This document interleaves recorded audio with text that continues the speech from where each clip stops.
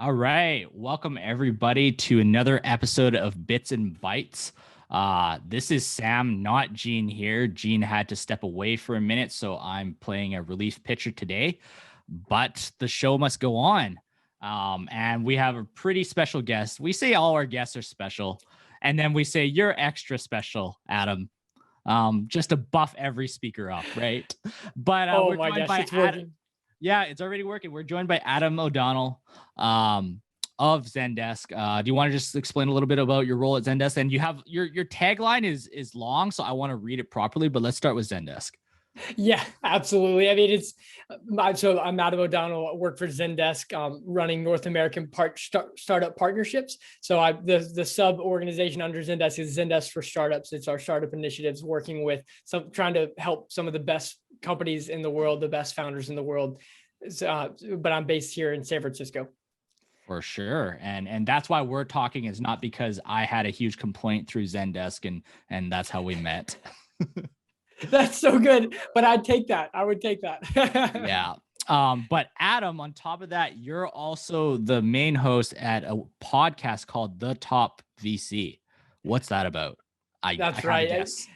Yeah, absolutely. So, I mean, honestly, I've been an entrepreneur before, two-time founder, one failed and one had a soft landing. It was a meaningful enough exit for me, and then joined a venture capital fund. And my biggest misconceptions around funding were just like tremendous. And so for me, I started that podcast to break down and bridge the gap between what it really means to close around what VCs are actually looking for. And I do that by interviewing some of the top VCs in Silicon Valley and throughout the world, as well as some of the top founders who've raised a lot. I was speaking to the CEO of Dooley, who's I think based in your area, but he's raised 105 million. I did an episode with him last week. So we have people on both sides talking about, unconventional strategies and tactics, like to get that round oversubscribed by the best VCs possible. That was Chris, right? Yes. Yeah, Chris. Chris was recently on our sister podcast, Founder Stories. So free plug for me, if you're listening to this and you want to learn about founder stories, go check out Founder Stories. Our podcast, you can find all that on launchacademy.ca. But that's where we specifically want to talk to founders and well, it's in the name. So I think you guys are getting really good with those podcast names. You learn their founder stories. And so good. Yeah, that's hosted by our CEO Ray Walia. So let's make sure you're checking that out as well as of course the Top VC. But I'm really excited, and you can kind of tell that I'm kind of raring to get going, because like I think I want to make the most out of our time here, and there's so many stories that we can kind of go through.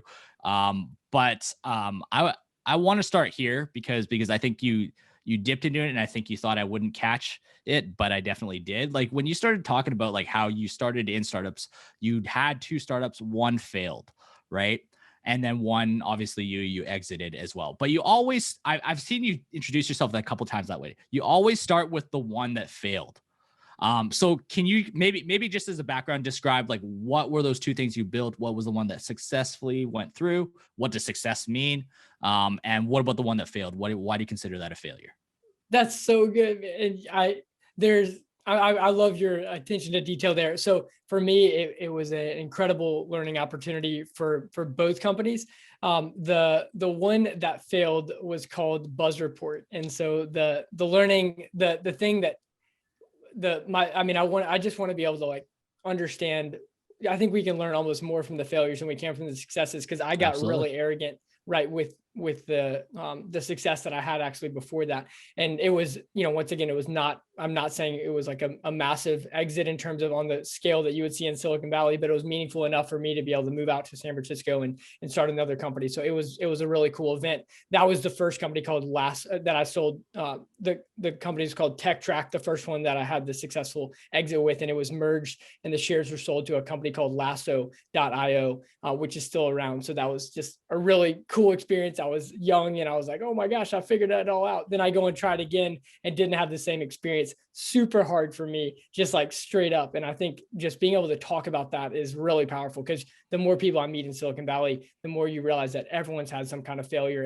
And failure, I want to say it on both sides, because people say like, oh, fail fast, all those things, fail. And we like say that it's not that bad of a thing. And it's not necessarily a bad or good thing. It's more of a, like we're ultimately still trying to succeed. Like we don't want to take money and waste money. We're still trying to be successful. So the idea of failing is more just like, hey, let's be testing often and learn from those tests all the time. So ultimately though, the second company did not work. And I learned a lot, along that way. And I learned a lot of things that didn't work. And I learned a lot of things that actually worked out well for me in the first that were things outside my control. I mean, it was very humbling, which was a great experience. But my biggest takeaway is if you focus on the core things of the business, then you're not guaranteed to have a successful business every time, like period. But you'll increase the likelihood of succeeding. And that for me has always been understanding your customers at a level deeper than they understand themselves. And you do that through a lot of different methods, which we can talk about. But if you do that consistently enough, it's just basically about, can you stay in the game long enough financially, and you'll be able to figure it out from there. And sometimes ending the game, which I chose to do with the second company at that time that we did, was the right decision to go and learn from other people. And that's when I joined a venture capital fund based here in Silicon Valley. The fund is called Mighty Capital, and they had invested in Airbnb and Amplitude and some other great companies, and just was able to learn an incredible amount. And I would argue that if I do want to ever go a startup again, that experience actually accelerated my learning than if I just kept pushing and pushing and pushing on that company. So there is a component of choosing to end a company is almost just as important as continuing to go. And the problem is podcasts like this, we all say, hey, keep going, keep going, keep going, because that's, right before the breakthrough. But there are times where it's like, hey, stop. This is not, don't keep wasting your money. Yeah, for sure. And if you're good with it, I'm happy to kind of expand on that a little bit.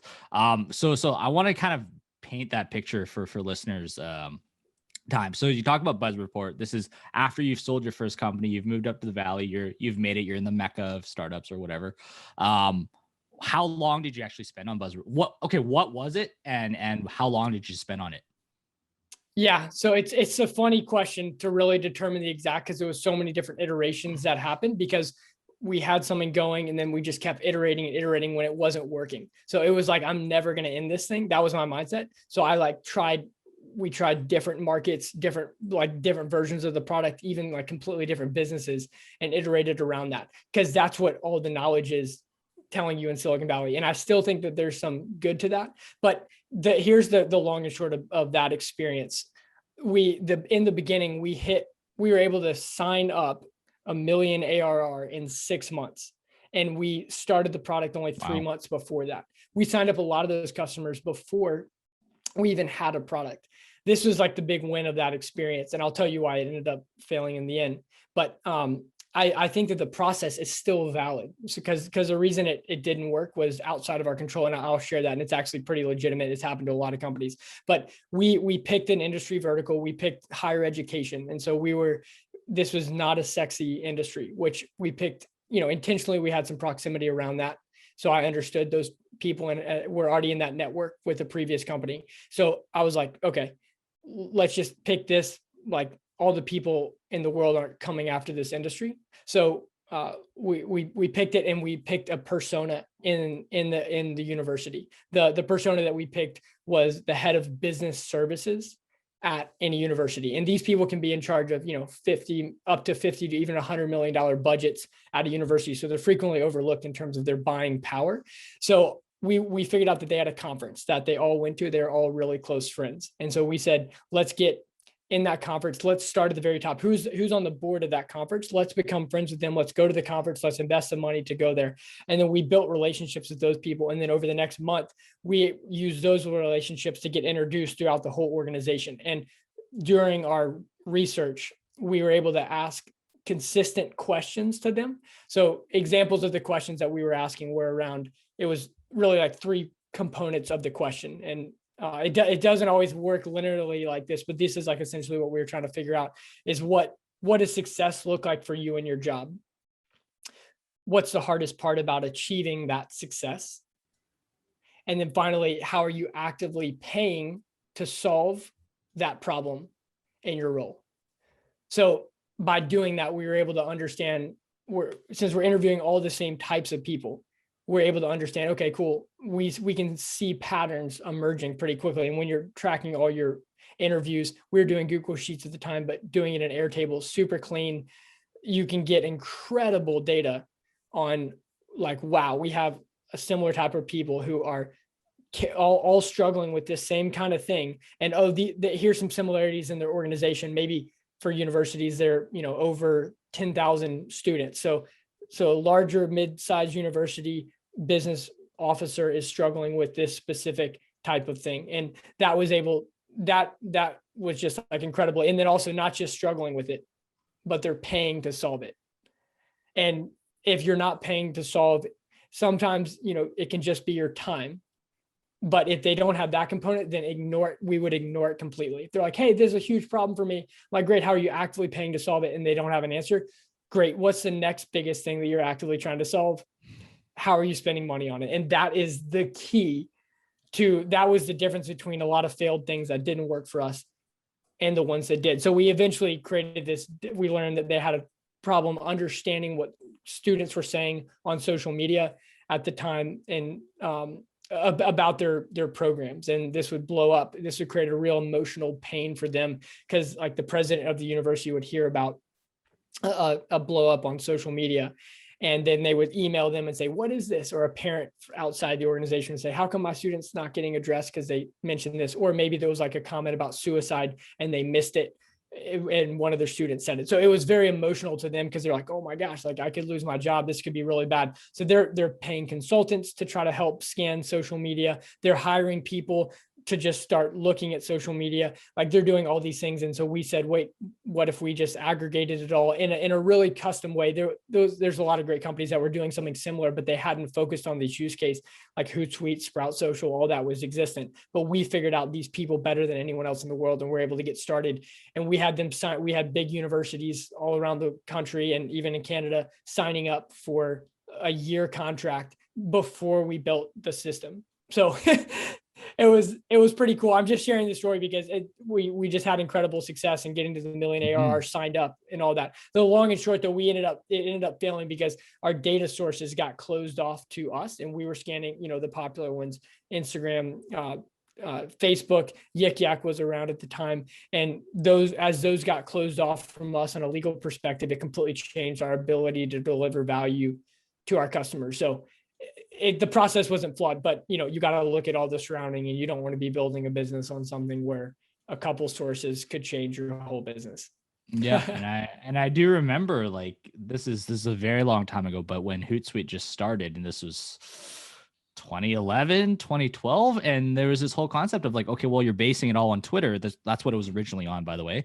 And it was like, okay, well, what if Twitter changes their API? What if Twitter pulls the rug from underneath you? Like, why would I invest in a company that's just built on another platform, right? And so, I mean, obviously they did it and they've done well, and they're one of Vancouver's success stories in terms of startups, right? But those are definitely things to keep in mind. Especially, I think there's a lot of people building on TikTok right now, right? Same idea. You got to make sure you do it right. That's so good. And VCs have gotten burned on this, so they're definitely like, I know at Mighty Capital, without saying any details on which company, there was a burn situation on that. So like VCs are aware of this, and we all need to be aware of it. It's not something that you can just like, the problem is those kind of categorical outside your control things, like you could never forecast all of those, but at least you can learn from the ones that you've already seen. For sure. And so so how long did that take? In the first year, you guys, hustled real hard. You went through the whole 1 million ARR thing. How long before you start to see cracks in the armor? The cracks were on the exterior side, and we could see the writing on the wall. We could see that it was getting hard for us to source the data. We could see that, just that they were potentially going to be closing things down. And so that was what really put it for us. So we were like, we got to figure out other things to be doing, and we'll keep the customers that we already have, and we'll do the best we can. But we couldn't think of a good solution to stay, to iterate on that. I mean, we looked at, building like a next level Hootsuite as an example of like a tangential job, like, hey, we'll just try to be like a social media all encompassing thing, that kind of stuff. But the thing that got me was this. We did once we saw this writing on the wall, we did extensive research with our customers, and we were paying them like up to, $50 to $100 to be on a 45-minute call with us. And this call was super structured. We studied this one process called switch interviews. And the whole point was we wanted to understand them at the deepest level now that we had acquired them, to see how we could iterate out of this situation, knowing that the way that we're solving their problem now, we're most likely not going to be able to do it. So just to give a quick overview on the process of a switch interview, which are super, super powerful. There's a company called the Rewired Group in Detroit, and they have done a lot of documentation on this. I learned a lot of the process from them, and then through just trial and error in general. But basically, you're understanding why a customer switched from what they were currently doing to you, and that has to involve some kind of money or trade-off that they did. And that it could be as small as like, why did you stop using Tide brand and now you're using Amazon's laundry detergent? Like, and now you continually use that. It could be as small as that. Or why did you switch from, using hiring an intern or hiring a new person to manage social media, to using Buzz Report's dashboard and now using that person in a different capacity. So it's understanding that, and the way when we did this, it was incredibly enlightening. It was also disheartening because we realized that we probably weren't going to be able to figure out another thing to do in there. But this is what we did that I think a lot of people listening could take away. So you get a 45-minute call and you set the stage with, hey, I just want to talk to you about this purchase that you made. And it has to be within 6 months, maybe 10 months of when they made the purchase, because it needs to be fresh in their mind. And you have a piece of paper in front of you, and you have a timeline diagonal across the paper. And this is just for your notes. And you ask them, okay, when did you buy the product? And you kind of know that answer already. So you put that dash partly down the page towards the end of the page. And then the whole point in your head, what you're trying to figure out is the two events before that led up to them making those purchases. So the first event is usually around when did you start thinking about this problem? What happened to you then in your life that made you start considering this problem? And then event 2 is what made you start actively purchasing this problem, our software or our solution. And usually the purchase happened within a couple of days when they decided to actively purchase. And what were your expectations in that moment? So when you learn in the timeline, you're looking at actions and not just what they're saying. So an example for us that we found was, so tell me when you bought Buzz Report, and they would say, oh, it was March, of whatever year.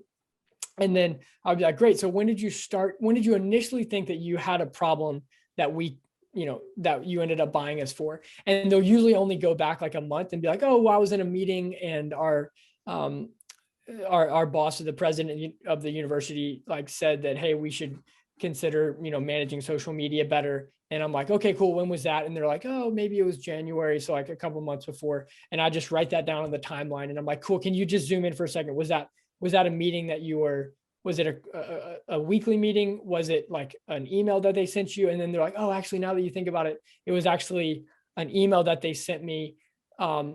And I'm like, okay, cool. Can you tell me more about that email? And it seems weird, but you're like zooming in, and what you're trying to figure out is like, you're trying to illuminate their memory around that. And then what we always find is that they're like, actually, a week before that, we had gotten an email from the president of the university who said that they were really mad because there were students that were angry about some of the services that we managed on the campus. And I was like, oh, okay, cool. Tell me about that. And they're like, well, yeah. So there was a parent who reached out. And so you end up going way, way, way back in the timeline. And you realize the things that they were struggling with in the context of your solution. And so you can when you broke those down, we went from getting questions. Like if you just ask a customer, hey, why did you buy us? They would say, we wanted insights around social media. So help me understand what our students are saying. And it's like, okay, cool. That's not that helpful because I don't know how to iterate from there. But when we learned the timeline, there was always an event that was like a big dramatic event. Like one of the times, one of the campuses had to shut down the entire campus. Like literally they had to activate the emergency call center because of a comment that was said on social media that was not caught. and they literally shut down the emergency, the whole campus. The only time they'd ever done that was from a tornado that had happened. This is the University of Alabama. It was all public, but this was all simply from a social media post. So after that moment, they're actively trying to figure out how to monitor this. What are they going to do? And then when they saw our solution, they immediately purchased it after that, before we even built the software. So my point is, when you understand that, now I'm not looking at it, we're not just an insights platform, we're insurance. Mm-hmm. And that was the biggest switch. So now I know that we're insurance for our customers. How do we be insurance in another way, or be better at being insurance for our customers? Don't try to play the Hootsuite game. In our case, we're not trying to be social posting, time saving. We're literally an insurance product, period. So anyways, those kind of insights are just massive for a business, because I think people operate on the wrong assumptions and they iterate their product in the wrong way. For sure. So I'm going to allow our listeners to actually give you permission, hit that pause button, tap that rewind 15, tap it 3 times, right? And go back and listen to this, get your pen out, get your notebook out, because I think what we've captured there is really important, because we talk a lot about user discovery. We talk a lot about talking to your customers, right? But there's like, talking to your customers is the action you're supposed to do.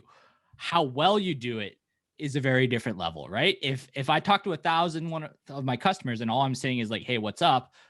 Do you like hang out with me? Probably all of them are going to say yes, right? If they're in that conversation, right? And then you're going to go back and give your investors and give your partners that validation. Is like, see, they like us, right? Right. But that's not exactly what's happening, right? And so what you've done there is kind of broken it down into how deep you want to investigate things. And I think, like, you know, when we talk about entrepreneurs, we talk a lot about passion, right? Like, and you see this thrown around elsewhere.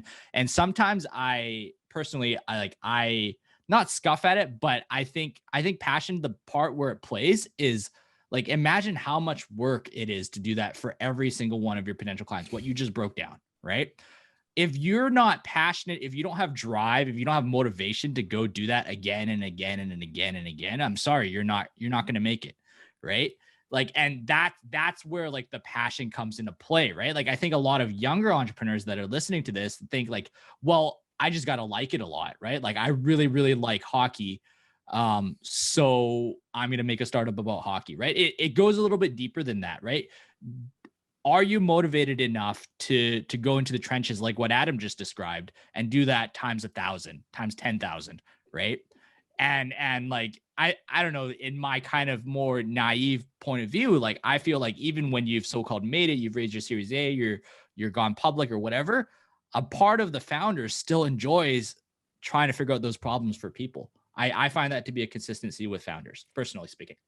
I'm so glad to hear you say that. And that, because it's just a reality. That's why the execution thing we talk about, it's like the idea. I go, cool, you have the idea. That's awesome. Like, everyone has an idea. Go do it. And you're going to get whacked in the face at one point. And then what do you do at that point? Yeah, for and sure. It's always worth a good research. But I do want to hold caution. Like, there are times where you should end it. Like, that is crazy to say right now, but there are times some of you listening are working on something that you should not continue to work on. And either you should pivot it or you should stop and you should go work for a company that's figured out. And that same time, that same year that you would spend on that startup, you're going to be able to learn way more in a fast growing company. That's for some of you. Some of you do not stop, keep doing it. You're on the edge of breakthrough. Well, that's, I'm referencing a really old book by this point. I don't know if you're reading my mind, but Seth Godin, The Dip. I don't know if you've read that book before. It's actually really short, so I recommend you guys read it, especially if you feel like you're struggling. And so it talks about valleys and peaks of everything, right? If you're on a project on like they're trying to learn how to swim, you're trying to learn how to do kayaking, whatever it is, to you're building a business, right? There's different times that will feel good, and there's different times that will feel bad, right? Like, I think the first time you learn how to tread water, that's a huge, up climb of feelings where you feel good about yourself, you feel like you're successful. And then maybe the first time you try to swim across the pool and you kind of fail halfway and you have to grab onto the rope and you're like, wow, I'm so stupid. This 4-year-old kid next to me is already doing it. And that is like a down point, right? But what if you had hindsight, you would be able to see like, okay, if you just practice 3 more hours, you'd be able to swim not just 1 lap, but 8 laps, right? And so the key point that Seth Godin and I kind of broke the book here, and a spoiler alert, is you got to find the right time to quit, right? You want to make sure that you're quitting in a spot where you're already dipping. You don't want to quit immediately after you've gone through the hard part, right? When you're so close to reaching the next, checkpoint of success, that's probably not the time to quit, right? But when you've been digging at the bottom of the barrel for a month, like maybe it's time to quit, right? And this is very subjective, and I'm not looking for anyone to take this practical advice. But I'd say read the book and try and compare your own situation to that. That's a great point. I'm glad to hear that that he's talking about that. I haven't particularly read that book, of course, very familiar with him. But old, that's so good. And it is hard to say but when there's pull, because you solving for a problem, for a demand side problem and not having any conversations with the customer, they're just not responding to you. There's no real movement on like the real pain, and it's just talk, or when you're getting them to maybe initially respond, but then they don't respond and they completely drop you after that, even though you had a Zoom call with them about the concept or whatever, and they're so excited, but then with their actions, they're not responding, and that's consistent. Definitely question what you're doing, because every time when they're excited, they're going to be responding to you at a much better rate. So judge their actions as an indicator of, is this a real thing? For sure. And to kind of switch it up a little bit, like you went from, building product, building startups, wearing that badge of honor as a startup founder, you went to, not only did you take a job, but you went from that into the venture capitalist world. Could you describe kind of what made you pivot to that kind of world? Yeah, absolutely. So, I mean, I'd always really thought the concept was awesome and exciting. And for me, the biggest thing that I realized about myself, and everyone has to decide this, is that as a founder, I did a bunch of different things. I was so willing to pivot the industry, the customer, all this stuff. And I think that was a fundamental flaw that I had, but that actually made me good at looking at companies and being in a network position where I'm analyzing a lot of different companies, and I just got more excitement, like looking at the initial outlook of a company, what makes them good, what makes them fail, where are the problems, that kind of stuff. So I was never as passionate about the thing. Like you see a lot of great founders, like they understand that thing. Like they have been the education person, or they've been the search person, they've been the social person, like they are just obsessed with that one thing, and they've been doing it's a thread throughout their whole career. I did not have that. I was all over the place. So that actually applied better to VC, because I was able to look at companies from SaaS to med device to health tech to all sorts of other ones, because there are fundamental pieces. But to be the founder, do you have founder market fit? Mm-hmm. That was the question that I asked. And I don't know if you know Rand Fishkin, the founder of Moz, pretty impressive guy. I did a podcast with him a year ago, and he really he helped me with this concept. And he was joking with me about, he's like, well, you should have considered, the one common thread of all the things you've done is research. You should have considered building a product around startup engagement, understanding your customers and research, because that's your thread. And I was like, thank you, Rand. That's really good. So, but it's asking that tough question to yourself, what's the common thread? What's your ridiculous passion? And I was never as passionate about higher education. Like I tried and, rolling up your sleeves, but I was just never like, oh, universities, like this is where it all is. I just couldn't get that. So I'm now fortunately in that role, but when I was in venture, I was able to completely resonate, because I do appreciate the pains of being an entrepreneur, the ups, the downs, all that stuff. And I can connect on that level. And so that's where I'm super excited to be in that, both then and now. My biggest realizations jumping to that world were, so first of all, if you're outside the Valley, the things that you hear about venture capital are the outliers. The Facebooks raising the, back in the day to Uber, all of those guys and girls do not represent the majority of what it means to be funded by VC. Like there are thousands of companies that get funded by venture firms, and there are thousands that have incredible exits, but these are exits that you might not hear about. And so just remember that the majority of companies that are getting venture investments do not go IPO. And we actually had a joke when we talked to founders. It was, if they say, hey, I'm just going to take this thing IPO, we were always like, oh man, like everyone says that. And that like never, ever happens. Like that's so rare. It's not even funny. So usually the best founders would say, hey, I love what I'm doing. I'm excited about it. But here are comparable companies to what I'm doing that got acquired by this company, this company, this company, and here are their exit amounts. So you're kind of in the same way that a real estate agent gives comparables about your house to determine where to set the price. You're showing the investor that, hey, what I'm building is an actual valuable thing. And here are comparables to prove that. And so that's just like, even if you don't have a plan of exiting, I would suggest being able to understand that, because they're going to be doing it on you if you're not doing it on them. So yeah, just a small point. That's super fascinating, because I don't hear enough entrepreneurs talk about an exit strategy, because like, I think a lot, especially in those seed stages, early stages, a lot of the talk is about, it's like, well, this is my lifeblood. I'm so passionate about this. I'm going to do this forever and ever. Right. Whereas if you throw like, oh yeah, but after 5 years and you throw a $5 billion check on my table, I'll leave. Like, that kind of ruins that story a little bit. Right. That's really good. And if you, that's another thing. Do not say, if VCs smell lifestyle business, you're done. And not only for that thing, like, you don't, like, the conversation's over, they're not responding to you, they're not introducing you to people, and because they all have that story where they've written a check to a company that they thought was going to have something, but they put the money in and they have no way of getting it out. And VCs do not do profit sharing. I heard someone say that, like, oh, well, maybe we could just like share part of our profit if we don't exit. Is like, that does not work for the business model. So it always is an exit. And their job, they have been given money and they have to compete with public markets, which is really hard right now because public markets are killing it. So when they call money from their LPs, like, the timer, the clock starts for them, and they're being judged.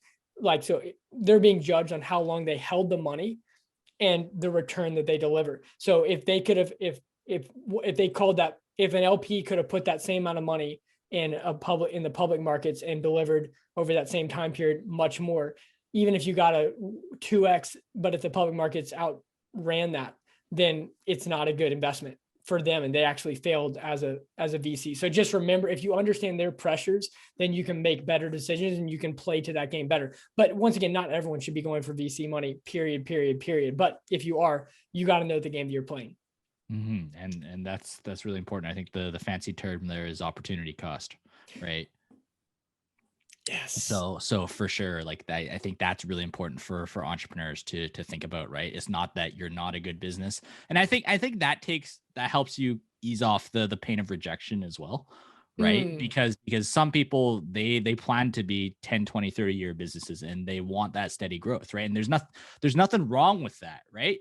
It's just, if you're going after VC money, they're looking for certain metrics over a certain amount of time, right? And so if it's not the right fit, like, I think people use it as a cliche sometimes when we don't want something, whether it's in a relationship or a business or otherwise, we use the term, it's not the right fit.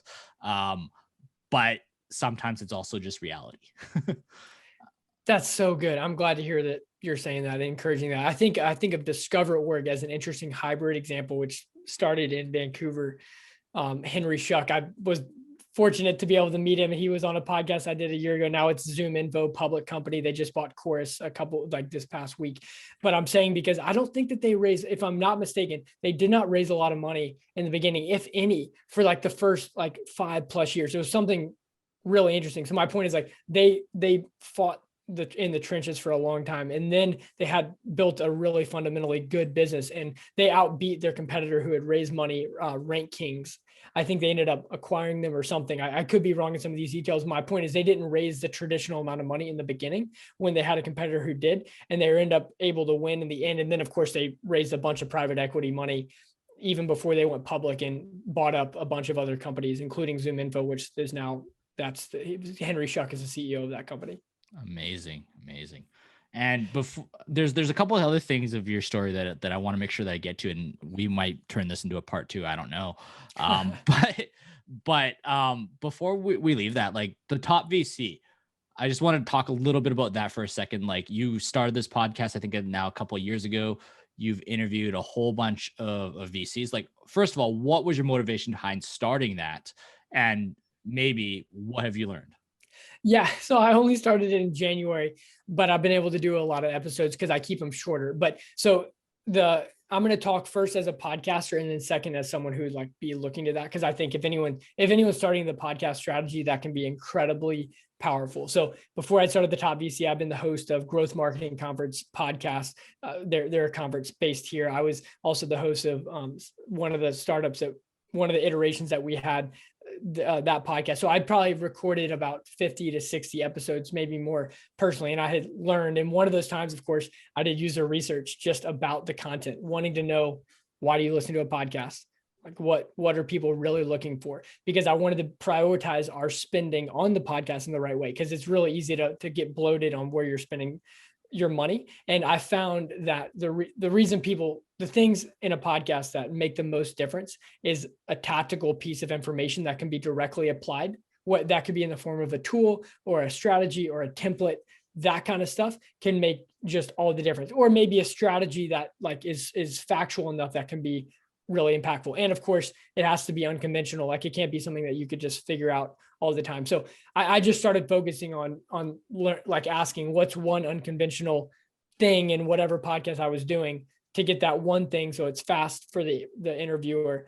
And also it was highlighting like something that went really well. Because if they only have one thing to pick, then they're going to pick the thing that worked the best. And that worked well.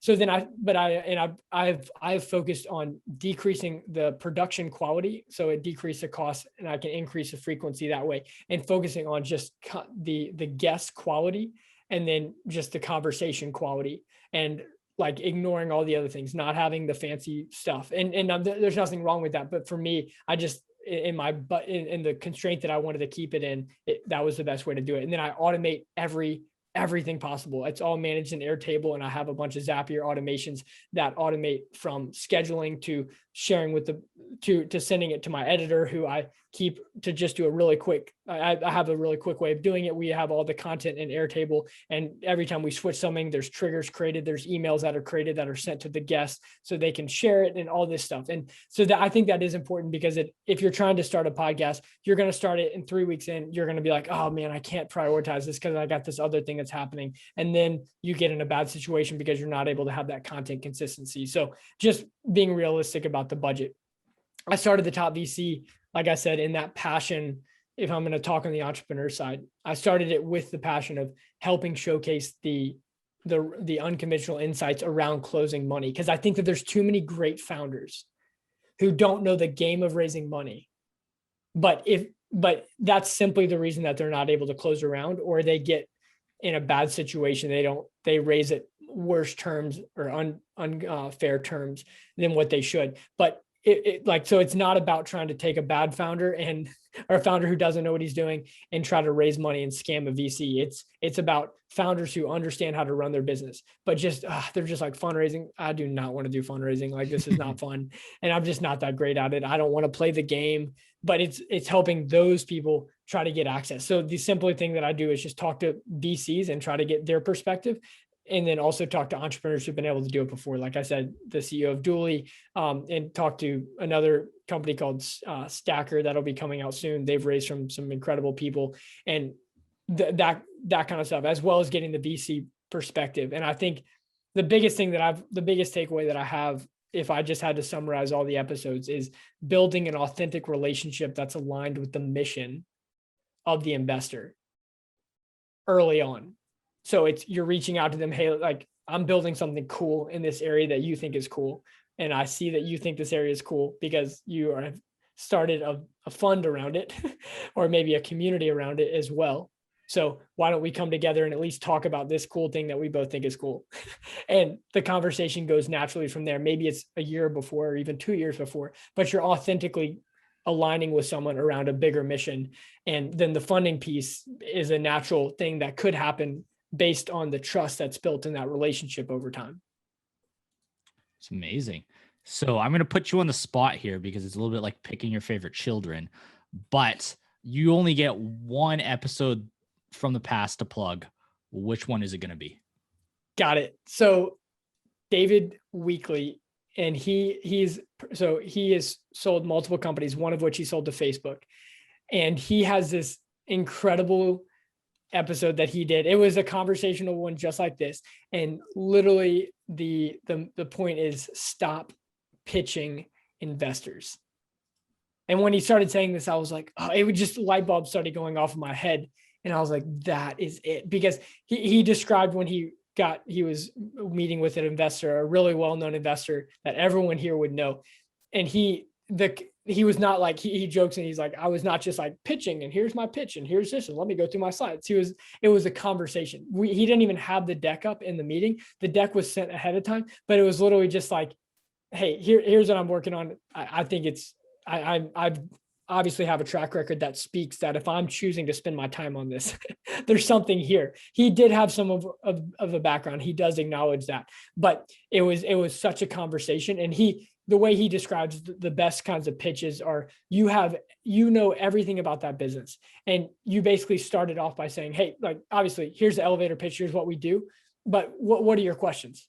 Like, what do you and then let them engage with you. And they start saying, oh my gosh, well, I'm curious that if what about this component? Have you thought about that? And you're like, boom, got it. You go to the appendix because your appendix is stacked. Maybe you have even 70 slides in your appendix and you're like, cool, got a slide for that. And you show it and he's like, yep, we thought about this, boom, boom, boom, boom, boom. And they're like, whoa, as opposed to showing them 70 slides or even showing them 30 slides or even showing them 20 slides. When they ask a question, you have an answer and you have it cold. That's all they want to know. that they can trust you, that you have founder market fit, that you're the person to solve this. And if you're not one of the best 2 or 3 people in the world to do this thing based on your experience, then I would question doing it just because I would question doing it and getting VC funding, because those are the kind of exits that they need to be moving towards to be able to deliver the return on their LPs. Awesome. Amazing. So if you guys are watching the YouTube of this, we'll make sure to have that link down below. David Weekley, founder of MedQuarter, talking about stop pitching investors. And so we'll make sure you don't miss that one. It's only 13 minutes long. So, I mean, honestly, if you've lasted this far in our episode, you can spend 13 minutes checking David Weekley's episode out. Awesome. Before we let you go, though, like, I want to talk a little bit about, your current role now at Zendesk, right? Obviously, I think if you're listening to this, you've heard of Zendesk somewhere. You've probably used Zendesk. Maybe you loved it. Maybe you hated it. Maybe it was something in between, right? Like I personally think like it's really tough to be a startup like Zendesk because people usually go there when they have a problem. So they're not in the best mood for if there was a bug or there was a typo on the software, right? Like, so you already kind of have your backs against the walls the moment you walk in, right? But tell me a little bit about your role at Zendesk and kind of like what kind of drew you to this company. Because I mean, obviously by this point, you could have gone many routes. You could have gone into angel investing. You could have gone, deeper into VC. You could have built another product, but you chose to kind of join a more established company. Want to hear a little bit about that. That's a great point. And, it just made me realize like just one of their big decisions. So first of all, I aligned to the mission. The culture is ridiculous. I do not take that lightly. Like Zendesk has an incredible high performance culture, but yet we don't take ourselves too seriously. And that's evidenced by one of our videos. You can search it. WTF is Zendesk. and they just like, you'll laugh, but like one of the points that they say in there is like, so we do customer experience software. It doesn't sound sexy and it's not, but we're making it by making it better. And I was just like, that's awesome. Like we've picked something that's not as cool as a lot of things, but we have chosen to make it excellent and fun by making it better. And so as a result, you see a lot of people who are now competing with us. And there's a bunch of great companies out there doing, working in the same space. But the reason, I mean, Zendesk is like the gold standard. We started in 2007. We have 160,000 customers, Zoom, Slack, Lyft. Zoom, we're talking about here. We're going to be communicating on Slack. Like all these companies started using us, not just as enterprises, but in the early days. So I was just like, okay, that's interesting. And then the other thing, when I was at VC, the problem that I saw just when analyzing companies is that features are becoming commodities. And I was like everyone you're able to build things faster than ever. So we're able to keep up and everyone's becoming like really similar in a lot of ways. And you can't just compete. Like we have this thing that no one else has, like not in 3 months or not in a month because someone else is going to have it. So we're competing on another level. That level is the entire customer experience. This has been said for a while, but it's evident by Amazon. And I was about to buy my dad a shirt on Amazon for Father's Day back a month ago. And I just Googled the specific shirt that I wanted him to have. I find it on another site and I'm almost to the checkout page, about to put my credit card in. I start to get anxiety. I'm like, I don't know if what if it doesn't get delivered on time? What if they don't remove the receipt and it's a gift? And I look like an idiot because my dad sees the price in there. What if? So then I was like, I'm going to go check Amazon. What if maybe they have the same thing? They had the exact same thing. I select, it's a gift, and I know it's going to work out well. Boom, same product.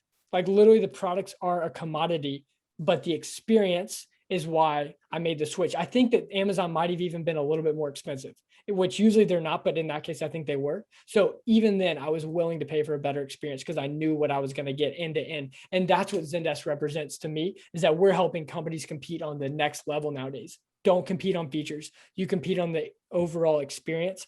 That's how the best companies are winning. And we've kind of we're on the leading edge of figuring that out, which is like an active thing. So that's why I was really excited about being a Zendesk. Yeah, that actually reminds me a lot of the Zappos experience, right? Like in Canada, we don't talk about Zappos a lot, but I know it's a pretty big deal down in the States.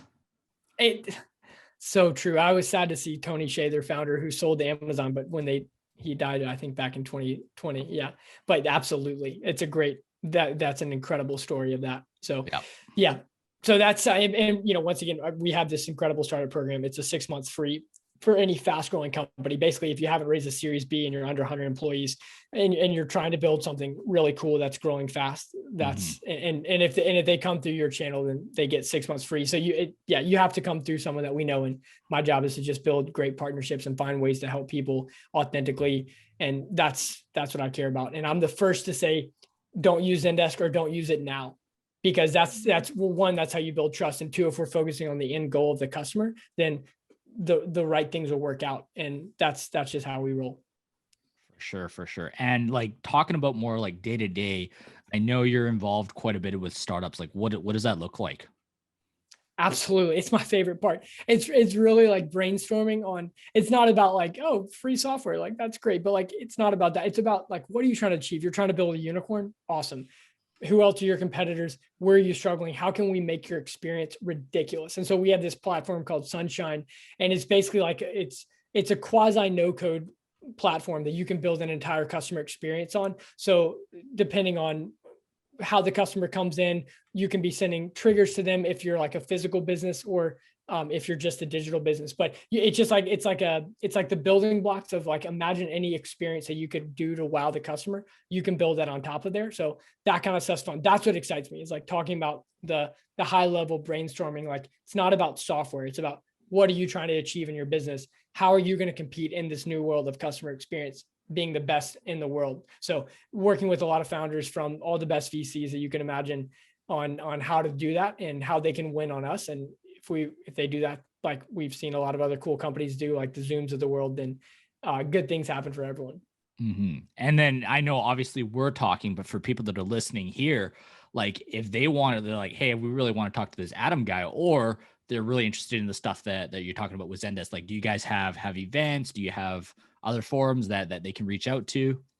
Absolutely. So if they're looking to get the actual referral, where we evaluate on a company by company basis to get into the Zendesk for Startup program, which is more exclusive, definitely need to come through you, Sam, and have that referral link. We could put that for anyone who's coming through your program. So we can definitely do that. But besides that, I would go to zendesk.com/startups. You can see more about the program that way. We have a lot of cool events that we do, and we do occasionally interactions on a partner by partner level like that. We have a great podcast called Sit Down Startup. We've interviewed the former co-founder of Reddit and a bunch of other great companies. So we're always trying to just talk about the leading edge of customer experience. The final thing that is really cool that we have is a community that's led by my good friend and colleague, Greg Geibel.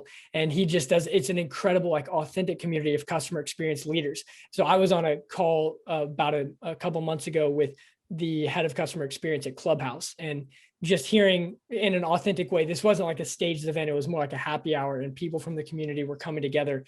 Someone who ran customer experience at Calm app was on there, and Freshly, and they're like authentic friends sharing stories, in from the trenches of customer experience. And that is just gold, because that's where, like, it's just the very, very, very leading edge of the world of what it means to deliver this best experience.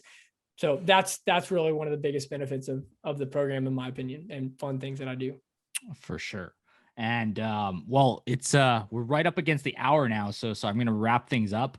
Before I wrap things up, there's one question that we always ask every single guest. I don't know if you've listened to an episode prior to this, but we ask every single guest this question, and let's say the answers are interesting to keep it simple. But the question is, if you could create a dream team of 3 people, could be dead, could be alive, could be a celebrity, could be a cartoon, could be a historian, whatever, that you could work with to build a startup, who would you put together and why? Right. So it'd be 3 people and of course you. Got it. So first person, Jim Collins, period. You want to be great? That's good. That's good. He just represents going to the source of truth, which is data, and understanding like the things. He's not trying to sway the data. He's just going to he's letting the data speak for itself and just holding it up and saying, what can we learn here? And that is incredible. I know he works closely with Amazon afterwards. At just reading Jeff Bezos's book, they pulled him in a lot, and that speaks for itself as well. But it's like just going to the core source of data and not trying to get sidetracked with emotions, even just like, what is this data showing and how do we make the right decision, even if it's going to be really painful. And Good to Great, Great by Choice, all those are just incredibly helpful and helpful books. So for the next person, I would say Henry Schuck. And even though I personally have his number and we've talked many times and he was on the podcast, I would say the reason for me is because he did both things. Like he started the company in the beginning and was able to build an incredible moat around something with the data that they had, and was able to outbeat people who had raised a lot of money. And yet then he goes and raises a lot of money. And I'm like, what? How is that even possible? But he got the best of both. So he's now was able to probably control a lot more of the company that way. They're public and now they're acquiring companies right and left, like they're, a Salesforce equivalent. It's just amazing. So I would love to be able to have just the insights that he has around defendability and moat. They didn't just build a retail brand. They built something that is really, really hard to do. Getting the data that ZoomInfo now has is incredibly difficult. Discoverorg originally. So definitely him. And then let me think of someone else.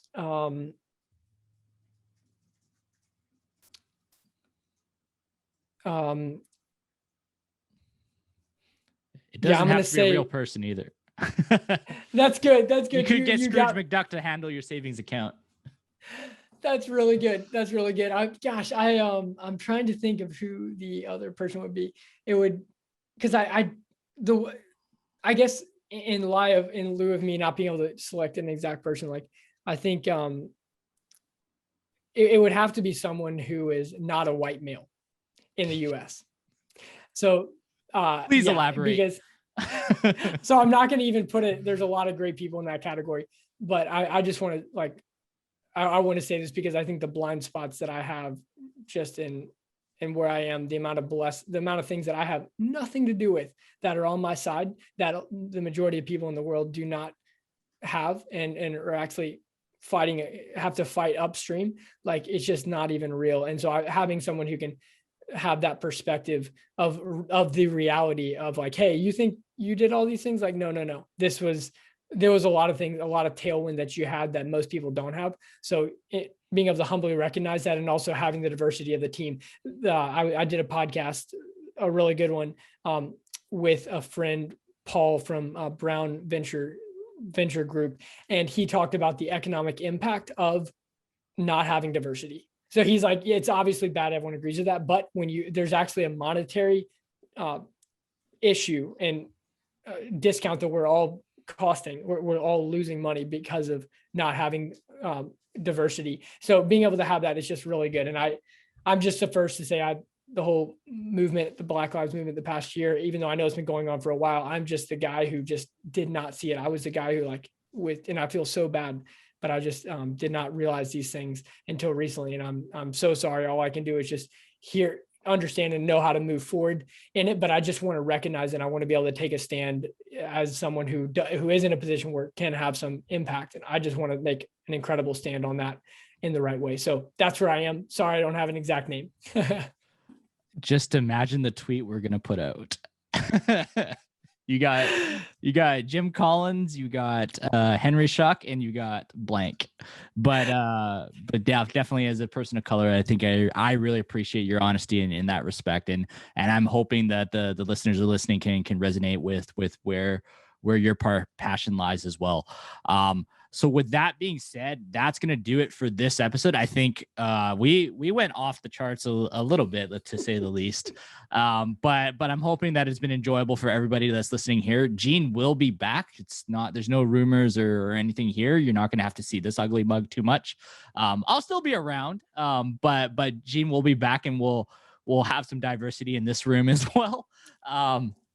But in the meantime, if you haven't subscribed to the podcast already, please make sure to do so. We're available on all your platforms, Spotify, Apple Podcasts. I actually don't know a third podcast app off the top of my head, but hey, if you're using it, like, we're probably on it, right? And feel free to share this episode with a friend if you found it interesting, if you found it helpful. Let us know who you want us to chat with next. We didn't find Adam from like a random room somewhere. This was requested, and it was interesting, and there was mutual interest for him to be here, and he took time out of his schedule to come here and share a lot of his learnings with us. So we really appreciate you. Adam, one last thing, how can people connect with you, whether it's Twitter, LinkedIn, or otherwise? Adam O'Donnell at LinkedIn. Or Adam.O'Donnell at Zendesk, ODO, 2 N's and 2 L's at Zendesk.com. 2 N's and 2 L's. All right. Thanks, Adam, very much. We'll definitely have to have you again on at some time, or if you're ever in Vancouver or vice versa. We're doing some stuff in San Fran. Be sure to hit you up. But for everybody else, thank you. Good morning, good night, and see you later.